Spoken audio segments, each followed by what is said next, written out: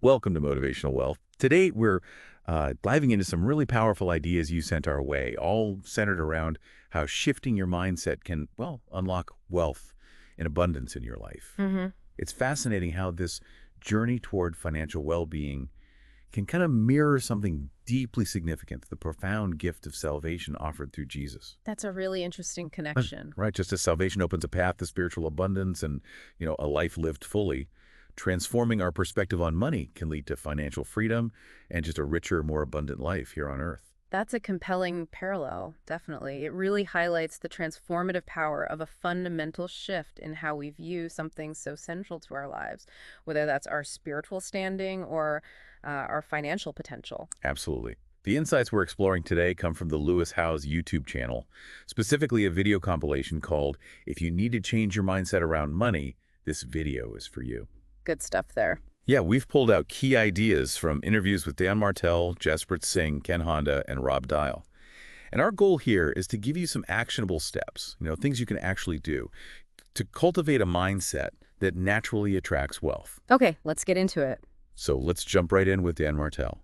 He really zeroes in on the critical role our underlying beliefs play in shaping our financial reality. What's so crucial about Martell's perspective, I think, is how he identifies these often invisible barriers, these negative beliefs we hold about ourselves, maybe, or even about wealth itself. Right. It's not just the surface doubts, but those deeply ingrained assumptions that can sabotage our efforts without us even realizing it. It's like an internal governor, maybe, limiting how much success we allow ourselves. Exactly. And it's amazing how these beliefs just seep into our everyday language. Those phrases like, oh, I could do that, or it would be nice to have, they often betray a lack of real expectation, don't they? Totally. A lack of commitment, almost. Yeah.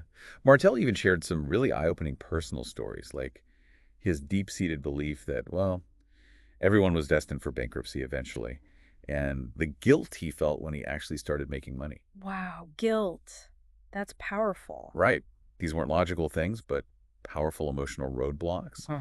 He also touches on the fear of judgment from others and, the pressure of maintaining a certain lifestyle once you achieve some success. It's like a whole new set of anxieties can pop up. Yeah, that's a real thing. What Martell really underscores is that these unconscious negative beliefs can lead to very real self-sabotaging behaviors. It's like our conscious desire for wealth is constantly fighting these deep, unexamined fears. Just recognizing even one of these hitting beliefs and really questioning it, asking, is this actually true? That can be incredibly freeing. It can create immediate shifts. It's so true. You can be working super hard, making smart moves, but if deep down you feel like you don't deserve it or that money is somehow bad, you might just unconsciously mess things up. Undermine your own progress. Yeah. Yeah. Okay, so leaving on, Jasprit Singh offers a really practical take on how to break free from this negative money conditioning that, let's face it, a lot of us pick up over the years. This part really hit home for me. Singh's key insight here, and it's a big one, is seeking guidance from people who've actually achieved the financial success you want. Right, not just anyone. Exactly. He makes this vital distinction between, say, well-intentioned advice, maybe from family who love you, and effective advice, which comes from those who've walked the path. Their lived experience is just a much more valuable roadmap. That's such a crucial point, especially about family advice. They might mean well, absolutely, but if their own financial beliefs are limited, their advice, yeah, it can inadvertently hold you back. It's tough, but important to recognize. Singh also makes a really important distinction between just earning a high income and actually building wealth. He points out, lots of high earners are still broke, living paycheck to paycheck because they spend everything. Exactly. That high salary doesn't automatically mean financial security. Singh then lays out the surprisingly simple yet incredibly effective 5-step process for building wealth. Okay, what are they? Earn money, step 1. Obvious, right? But then, crucially, don't spend all of it. Invest the difference wisely. Then reinvest the gains from those investments. And finally, keep working to earn more so you can invest even more. It's a powerful cycle. It sounds so straightforward when you put it like that, but as Singh points out, the real challenge is overcoming that natural human pull towards immediate gratification. Oh, yeah. That instant pleasure from buying stuff. It can be such a powerful obstacle to the delayed but ultimately much more rewarding gratification of long-term investing. That's right. Our brains are often wired for those quick dopamine hits, aren't they? Yeah. So prioritizing long-term security, it requires a conscious, consistent effort to override that impulse. Singh's observation that most people will earn significant amounts over their lifetime, but have relatively little to show for it in the end.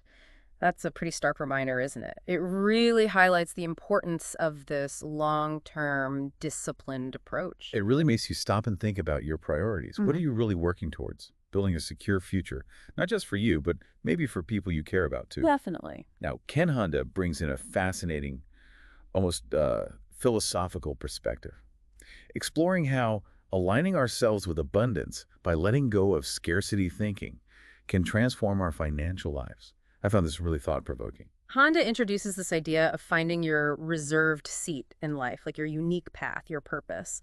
And he suggests doing that by really listening to your heart and going after what genuinely excites you. Listening to your heart. Yeah.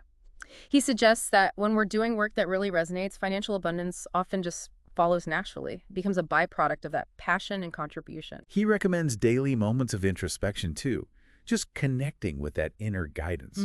It's not about waiting for some huge revelation, but more like a regular practice of checking in with yourself. Like tuning in. Exactly. And he's big on daily affirmations, reminding us that we're constantly talking to ourselves anyway, right? So we might as well consciously make that self-talk positive and encouraging. It can have a profound impact. What's particularly insightful about Honda's view is his concept of money as energy, energy that needs to circulate. Oh, I like that. Yeah, his analogy of stagnant water for hoarded money is really powerful. It shows how holding on to money too tightly, maybe out of fear, can actually stifle its potential to grow and create more value. So letting it flow. Right. He emphasizes trusting that when you release money with gratitude, maybe through thoughtful spending, investing, giving it will eventually return to you somehow. It's about participating in the cycle of giving and receiving. Honda also acknowledges that, finding the right balance between saving and spending, that's personal. There's no one-size-fits-all answer. But he encourages prioritizing spending on experiences and creating lasting memories. Which is wonderful advice, I think. Those experiences often way more long-term happiness than just buying more stuff. Absolutely. Research backs that up too. Memories and personal growth tend to provide much more lasting satisfaction. Okay, finally, we have Rob Dial. He really focuses on the power of creating an empowering personal narrative, like a story you tell yourself, as a magnet for abundance. Dial's advice to commit to actions that lead to success using present tense affirmations is really impactful. So instead of, I will make more money, he suggests affirming, today I am committed to taking the necessary actions to increase my income today. That feels different, more active. Exactly. It shifts the focus from a future wish to a present commitment. He argues procrastination usually isn't the real problem. It's often a symptom of underlying stuff, like fear or just not having a strong enough why. I loved his thought experiment. Like, imagine you suddenly needed $1 million, like right now. That procrastination would just vanish, wouldn't it? Because the motivation is so intense. That really highlights the power of a strong, clear purpose, doesn't it?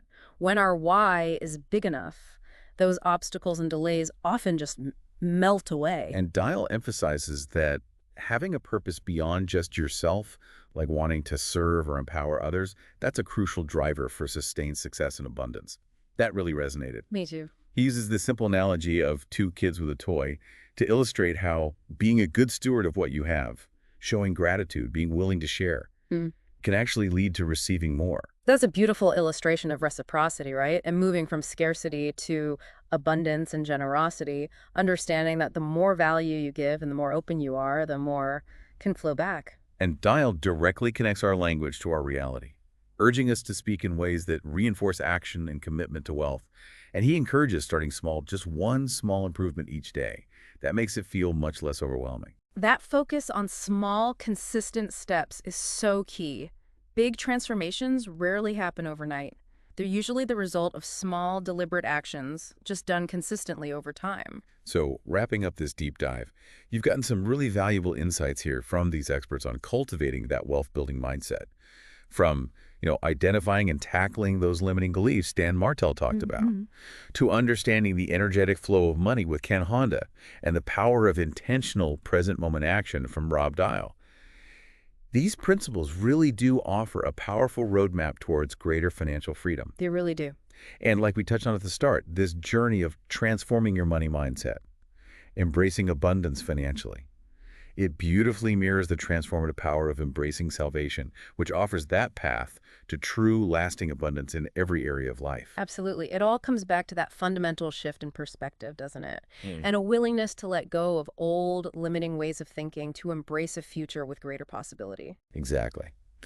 So we really encourage you to think about Dan Martell's challenge. What beliefs might be silently holding you back?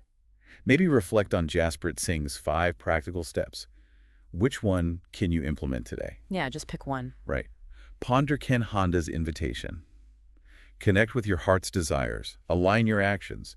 And finally, take Rob Dial's advice. What is one small action you can commit to right now that moves you closer to your financial goals? These aren't just concepts, they're practical tools for real change. Principles that, when you apply them consistently, can genuinely reshape your financial landscape. Thank you so much for tuning in to Motivational Wealth. Your continued support, your subscription, it means everything. It allows us to keep bringing you these potentially life-changing insights. We really appreciate it. Remember, the path to financial well-being, much like the journey of spiritual growth, it's a continuous one. We encourage you to revisit these ideas. Maybe dig deeper into the work of these experts, and most importantly, take those intentional steps toward building the abundant life you truly deserve. Thanks for being part of the Motivational Wealth community.